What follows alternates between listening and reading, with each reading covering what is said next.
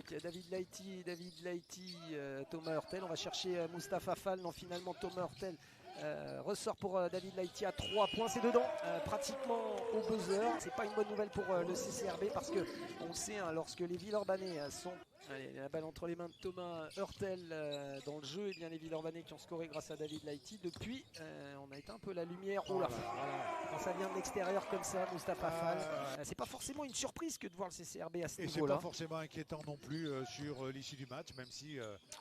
Oh là là, la ligne de fond là-bas, comme elle est belle cette passe d'Antoine Dio pour Paul Lacombe. Système de jeu pour les plus jeunes. Ouais, et puis c'est... ça joue libéré côté CCRB. Pour le moment, ça fonctionne avec Ismaël Bako. Charles Kahudi, c'est ouvert pour Gershon Yabouzélé à 3 points. C'est dedans.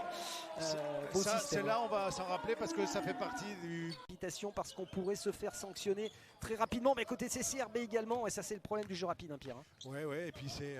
attention... Ouais, là, Gershon Yabouzélé en direction du cercle, la faute. Voilà, le N1, footing, hein, j'exagère en disant ça, mais il y a peu d'utilisation du temps en attaque. Effectivement, avec Gershon Yabouzélé par-dessus. Attention, on est en train de subir côté LDLC Asvel. La machine est lancée dans ce deuxième quart-temps. Retourne Thomas. Oui, là, quand ça joue comme ça. Il n'y a pas grand monde Hurtel niveau européen. Faute offensive également de Water. Et donc ça provoque un marché. Elles sont compliquées ces 3 dernières minutes du deuxième quart-temps pour le Champagne Basket. Thomas Hurtel, oulala, attention, ce serait très fort. C'est très fort. Il est capable seul de faire le jeu, vous le voyez. Et quand on essaye d'analyser... On est au bout du chronomètre. Hein, si vous avez bien suivi les explications de Pierre à l'occasion des 2 premiers cartons, eh bien vous savez que le chrono c'est 24 secondes. Le petit flotteur par-dessus, la claquette d'Ismaël Bako. Par contre, Derek Walton défensivement, il a fait croire qu'il y était. Ouais, mais il n'y était pas. Il n'y était pas, Derek Walton. Il faut qu'il nous en montre un petit peu plus défensivement. Oh là, le alley-oop avec Mustapha Fall. Mustapha Fall était encore en l'air.